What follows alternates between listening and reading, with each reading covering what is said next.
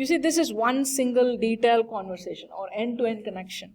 Page, controller, service, repository, returning data is model. Until here the model comes. Then the controller will embed the model into the page and pass control back to the page. Okay? So here is where the model object is used.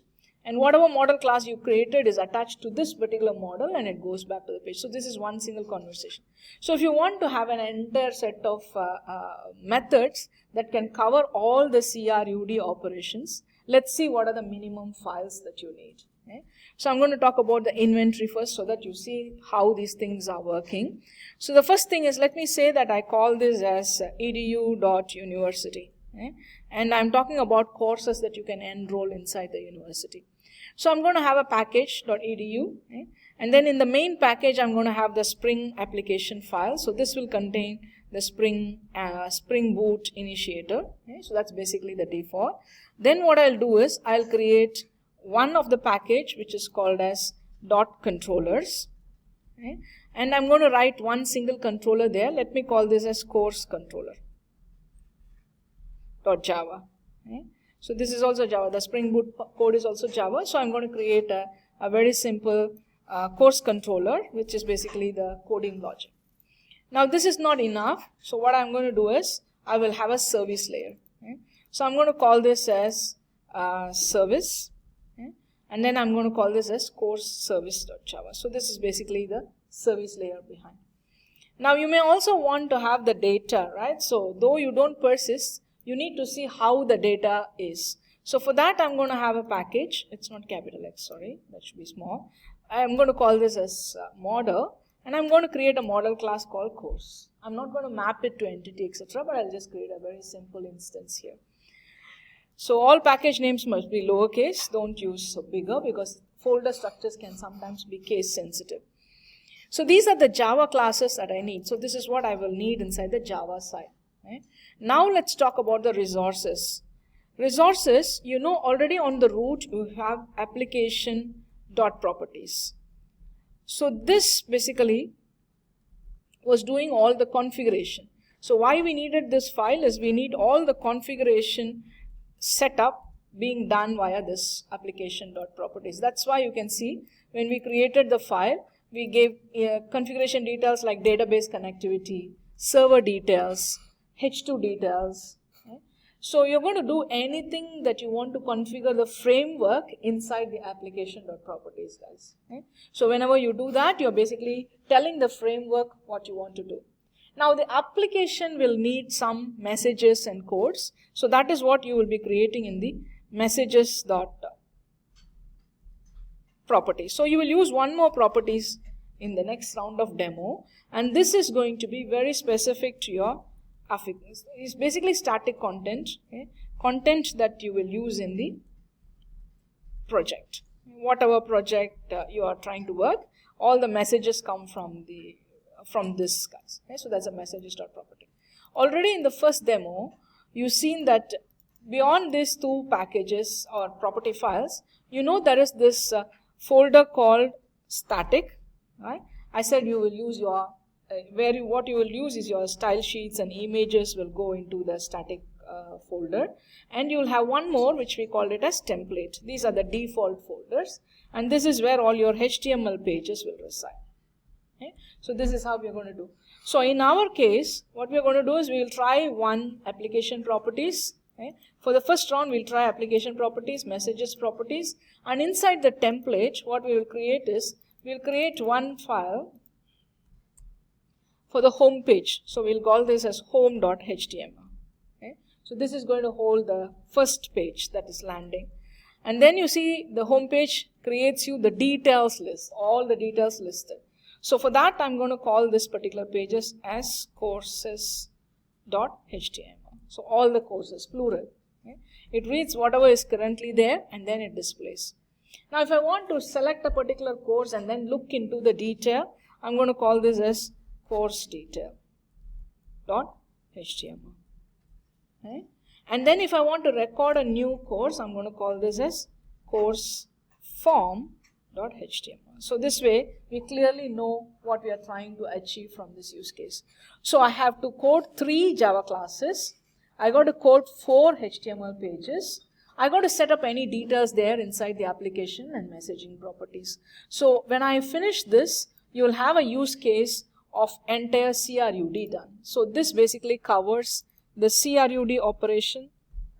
My battery is dead, I think.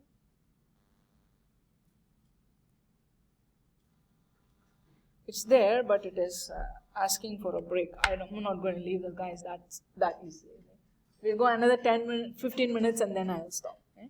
So this is basically the structure we have. So these are the Java classes we will create. These are the web resources we will create. And this should cover entire CRUD, okay? But without validation. The next subsequent round we will do the validation. So this is the plan. Okay? So I'm going to go ahead and then create a new project. And then of course I'll start coding it along with you. We will stop in between. If you have any questions, we will take it. If you think you'll stop including the recording, don't feel bad. Anytime you have a question, you ask me. I'll try to put the recording to pause, answer yours, come back. Right? So don't worry about that things are being recorded, etc. If you really don't understand something, start asking more questions and then I'll stop and elaborate as needed. So this is the structure. And then some of you may be wondering what other syntax cards are there, etc. After the demo, we will discuss the syntax cards. Right? So this is what I aim to finish by today, and if possible I want to start thinking about a bit on validation. I think I'm greedy life. We finish this much, discuss all the syntax cards, we have done enough justice for them. So let's get started.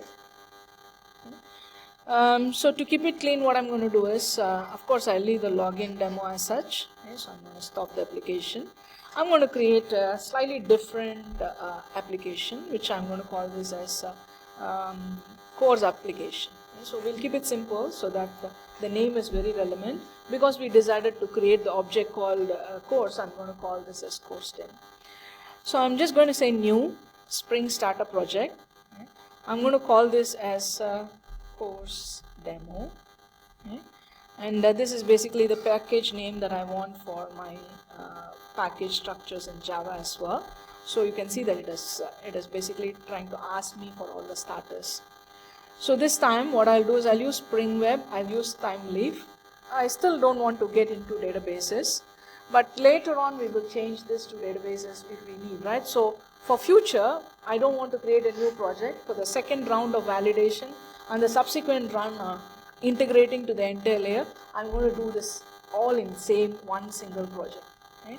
So the what we call course demo application that we are creating now is the one that I'm going to follow the entire of today and the entire of Thursday as well. So by then you will have a full-fledged application. The application is slowly growing over time. Okay?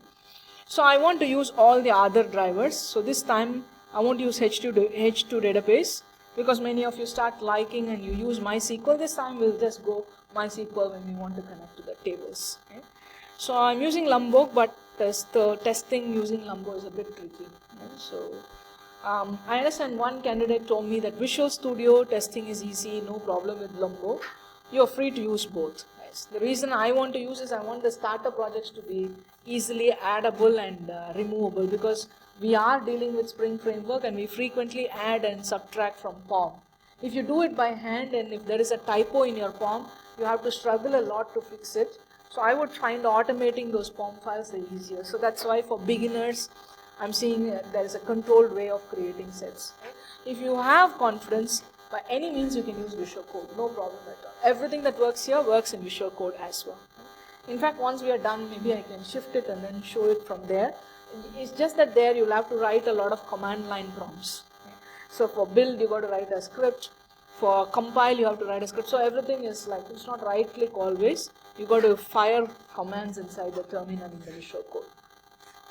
If you can manage it, fine. Otherwise, we stick to it. So now you can see I've used all the necessary back frameworks that I want. I'm going to finish this. So this will create the default POM file. It will take a minute and it will also create the main Spring Boot application annotation for us. So give it some time. So you can see that the project structure is created. It creates the packages and it also creates the main class, which is the Spring Boot application. So one class done. Has it done anything else? It has created an empty application property for me, and I have not put in any details here. So which is what we will do when we connect to more details on the database, or we want to add some more things inside the time leaf, this is what we will add. Now the core application and these things are done. So my next job is basically to create the other classes. What I will do is, you remember we have 4 classes, one is already done. So this is done. So my next job is to create 3 classes, controller, service and model class. So I'll create this respective projects, packages first. So I'm going to create a package called .controllers. This is going to hold my controller. I'm going to create another package. I'm going to call this as .model. So this will hold my model classes. I'm going to have one more package. I'm going to call this as service. Okay. So during the break times, again, one candidate came and asked me, is this service equivalent to microservice? Yes. Okay. It's the foundations of writing microservices. You will see that when you write good services, instead of writing a normal controller, you will write a REST controller, then it is exposed. Okay. So whatever you learn here is still valid for microservices and cloud that you're going to do in the future. Okay. So service class is about the business layer in the backend. If you know how to write good service layers, and then you can port it into an external API using REST controllers. Okay. So that's why I'm introducing the object now. We'll have much more details coming in later. So I'm going to start with the model class because that's the easiest one to think about, and then from there everything else gets permeated. So I'm going to create a class here, and I think I will call this as course. Okay. So normally what I tend to do is I'll use entity tag, table tag, etc. For now we decided we are not going to use any of these annotations. So I'm going to take it easy.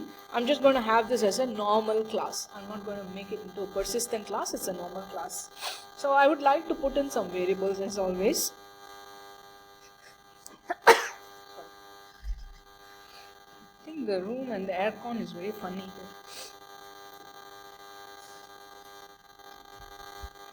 Okay, so we will start using the private variables. So I'm going to say, you can simply use them as without private, it becomes default settings.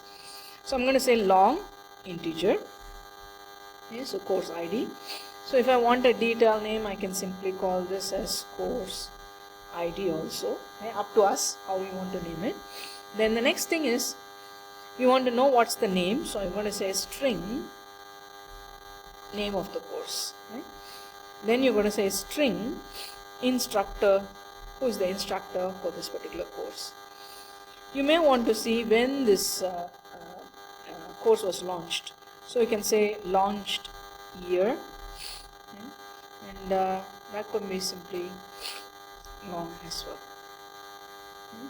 And then of course you want to say which company is selling you this particular course. You can say what's the company name. Okay. And then you can say double, and naturally you would like to know what's the fee, right? So it's a double wrapper, and then you're going to say fees. You're going to have another string description, so some one-line description for the course. Okay? And then what we're going to do, I think we have covered everything. Maybe just for the timestamp sake, we will say local date, okay? And say start date. So this is all we need. If you want, you can have another timestamp which is local date time, and then say when this record was created. You can simply use this and say created on. Okay? When was this particular course created? The record, which is the digital record. Okay? So this is the launched year, this is the created timestamp. So this is basically the rough structure that I want to work with. Okay? So what I'm going to do is, I'm going to be a bit skeptical here. See, I don't want to use the database, which basically means I need to use constructor to create everything. Okay? So this time when I create a constructor, I'm definitely going to allow all parameters to be set. Okay? That's the idea. So what I'm going to do is, I'm going to say source, first constructor using superclass, so that it's easy to generate an object. Then the next thing I want to do is, I want to create a constructor using all the fields. So I'm going to say source using the fields. I'll select all the fields because there's no identity case here, so I select all the fields. Okay. And you can see these is basically constructors. You can also write now the setters and getters. So we are going to say setters and the getters. So here is where you basically go to source and then create your getters and setters. And then of course you want this for all your objects, generate. You can have a toString because at any point you want to look at the entire data, you can generate a toString. You can also generate equals and hash code like we always do. So I'm going to say two records are equal when the course ID is equal. That's my logic. So I keep it simple. So I write a hash code method for that as well. So this is the typical mapping that you, or the data sets that you created on day 2. So I'm just repeating those steps here so that you can also recollect what was done. So I created the course object. That's nice. The next object that I will create is a service object. So I'm going to go here and say new class. I'm going to call this as course service. That's basically my plan, right? So I'm going to call this as course service. I'll say finish. By right, what you tend to do is you will have to annotate it as a service class. So service class is a typical stereotype. You say that this is going to be a service class. And you can write any method inside, but here we think we will write some hard-coded data. So when we come back from lunch, we will put in some sample data here, and then we will let the controller directly talk to. In reality, what is the purpose of the service method is, service methods are basically encapsulating your business logic. You will use this to write your business logic. Also note, many times service methods may join multiple objects. Also, service method, if they don't need join, will use association mappings inside your table.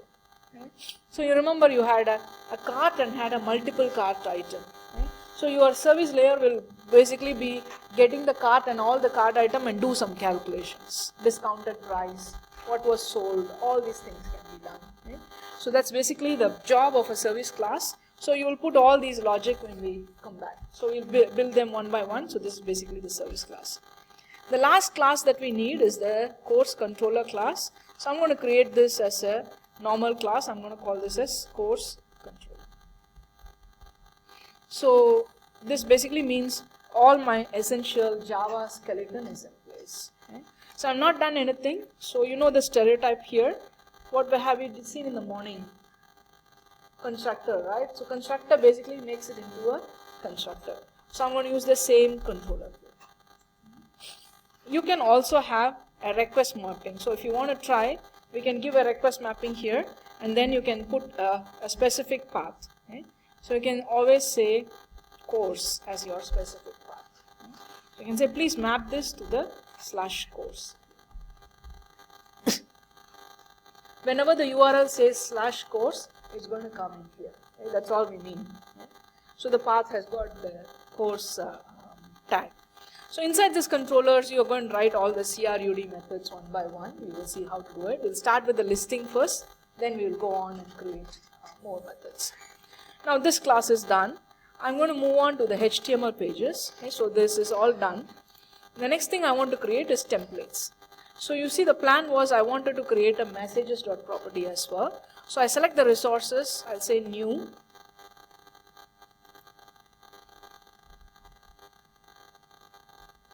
There used to be a plugin for properties. Okay, I think I need an extension, marketplace and extension. So I'll just use a normal file. I'm going to call this as messages.properties. So I've created a messages.properties alongside the application.properties. So this is what is going to pick up some hard-coded data from here and then show it on the web page. That's the plan. Then what I'm going to do is I have to create templates. So in my original plan, you can see I need 4 HTML pages. I'm just going to code them one by one. So So I won't fill in the details, but I'll create the skeleton, then we will start filling in the details. So inside the templates, I'm going to create the first page. I'm going to call this as home.html. Okay. What I will do is I'll see if I have got any decent open plugins for me to work with HTML and messages. So during lunchtime, I'll see if I can figure out something. So home.html is created. I want to create another file. I'll call this as courses.html. Okay. So that's the second page. And the third page is basically new file. I call this as course detail.html. So that's another page that I'm creating in the templates document. Then I'm going to create the new one. This is basically for the individual forms. So I'm going to call this as course form.html. So you can see I've created all the basic templates in place. Okay. So let me capture this and then snapshot it here. So when you work on the project, you know what you're dealing with. So this is roughly how the structure has to look like. So I've copied it here. So anytime you want, you can later when we look at this skeleton and other things, you know this is what we have created. Okay. So this was the plan, and we have created the full needed classes. We have not completed coding, so when we come back, we will code the controller, we will code the service. We will also start coding the pages as we go along and see how we can dynamically create paths and things like that. Okay. So I think it's lunchtime, I stop here. And when we come back, we will do the second part of the demo. Are we good so far? Great. Do you have